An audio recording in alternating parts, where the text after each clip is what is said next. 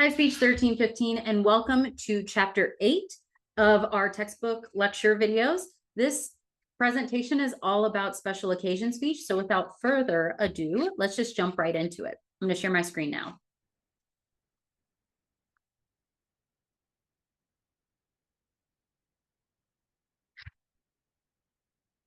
First and foremost, special occasion speeches can often be entertaining speeches, and I feel like, have a little bit more freedom than the informational and the persuasive speeches because you're able to use anecdotes and stories and descriptions to describe what you are discussing. In a moment, I'm going to talk about all the different types of special occasion speeches that you can use. But let's first talk about humor. Oftentimes when I tell people that we're doing a special occasion speech and that it's entertaining, they think that it's time to tell jokes. But let me explain a little bit more how to use humor. So humor can be risky because not every audience member has the same type of joy from comedy. So for example, some people think dry humor is really funny. Some people find sarcastic humor really funny. Others find goofy humor kind of funny. For example, you may or may not know the movies Austin Powers, but if you look them up, it's all about this international spy who is completely into women and loves love. And he's very goofy with how he communicates. I can tell you right now, there are people who really like Mike Myers, who plays Austin Powers in that movie, and there are people who don't. Similarly, people may think that Deadpool is extremely funny and people who don't. So when telling jokes, just be mindful of your audience and be mindful of if you are someone who is funny or not funny. If you have studied the art of comedy for years and are a comedian, yeah, you may be able to use comedy pretty well. But for me, for example, I don't use comedy very often.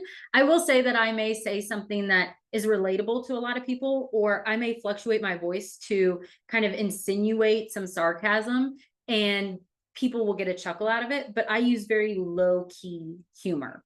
It's also important that you use self-deprecating humor. I always think of the example of SpongeBob. If you don't know what SpongeBob is, it is a Nickelodeon cartoon, and it was a kids show that my brother watched a lot. And it's just 30-minute episodes. And SpongeBob is a sponge who lives under the sea. And I'll never forget this one episode. SpongeBob literally gets up in front of a group of people and he's trying to be funny and trying to do a comedy show.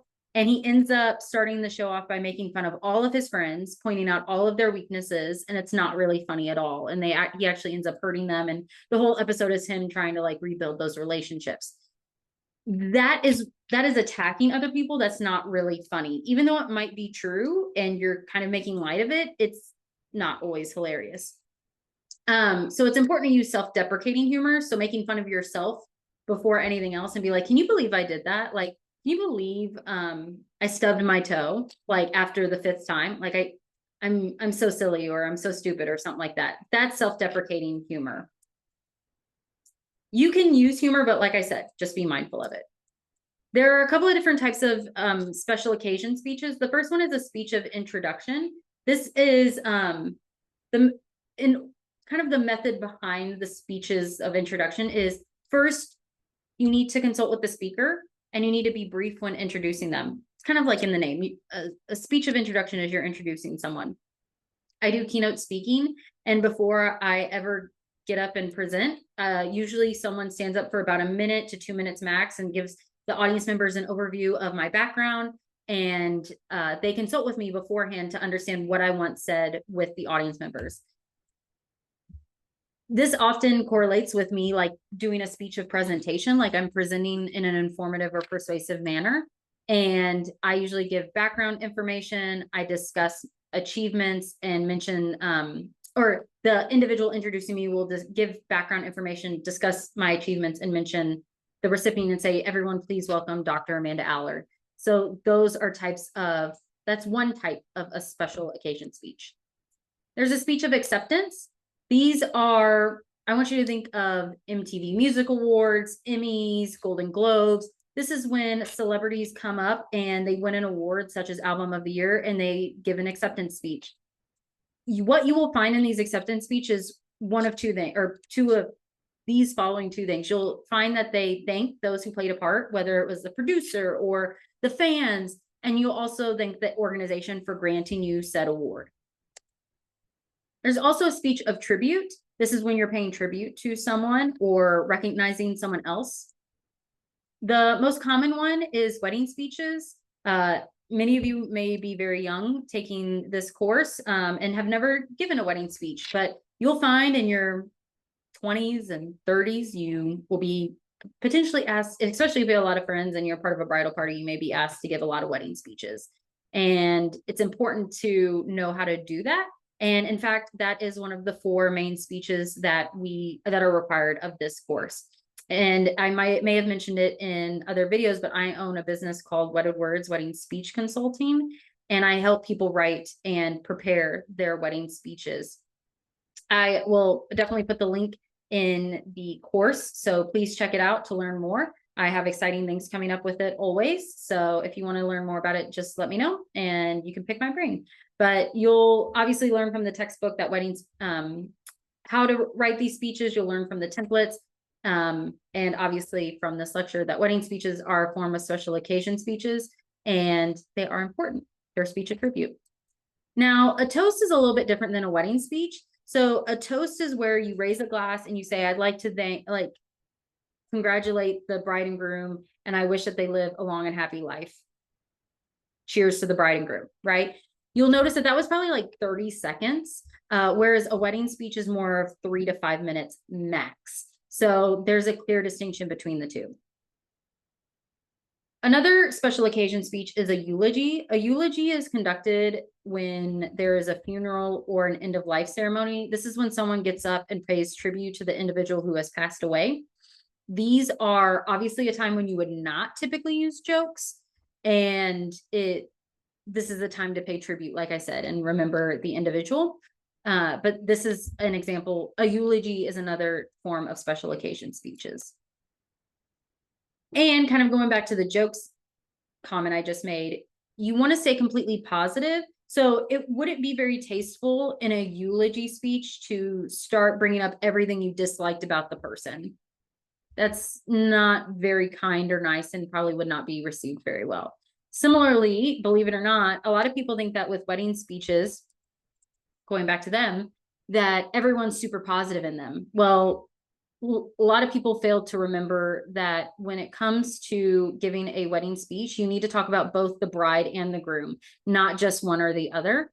And if you don't really like the other person, it's not the time to make a snide remark.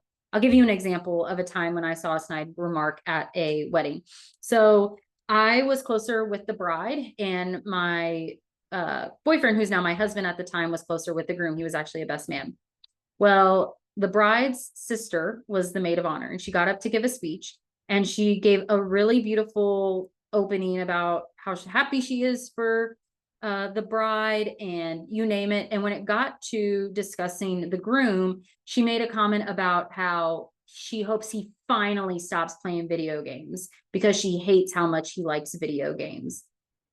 It was really awkward because she essentially was pointing out something that she deemed as a flaw in the groom, and it made everyone feel uncomfortable. And she didn't stay positive. This is something that I help a lot of people out with wedding speeches, like I mentioned. And a lot of people think that, oh, AI will do that or whatever it may be. And yes, AI can help write your wedding speech, but as I hope you've learned in this course, just because you write something down in an outline doesn't mean that it's going to transfer seamlessly over to you actually presenting it in front of a crowd of people. So it's really important to develop your skill of public speaking, because this is a life event where you will most likely be asked to speak, whether it's at a wedding or at a eulogy. Inspirational speeches are the final speech I'm going to discuss that's special occasion based. This is when someone gets up and moves listeners together in a positive manner. I always think of this one individual who came to my school when I was really, really young. I was like 10 years old, and he essentially had lost his legs in a motorcycle accident, and he ended up like becoming a triathlete because he overcame and persevered. And it really just moves you to keep going and working hard and never giving up, right? Those aren't necessarily informative speeches. They're kind of a mix of informative and persuasive, right? Like he's informing me of his background, but then he's like persuading me to never give up. But they move listeners in a positive manner. That's an example of an inspirational speech. Now, this particular lecture didn't conclude with a tip for your career, but I wanted to add one in because I think that it's important that you understand how special occasion speeches apply to you moving into your corporate career someday. In whatever career you're in, you may have an annual event or recognition or some type of Christmas party where your company will recognize individuals within the company or corporation. You may be asked to introduce someone. You may be asked to give a toast. You may end up someday, 30 years from now, running the company and having to lead the entire event. It is important that you understand how to public speak and present well in front of your peers when it comes to especially your career, because you are never not communicating. And for some people, it may be the first time they're ever hearing you speak. And if they don't deem you speaking well or intelligently or credible, it can skew their perceptions of you.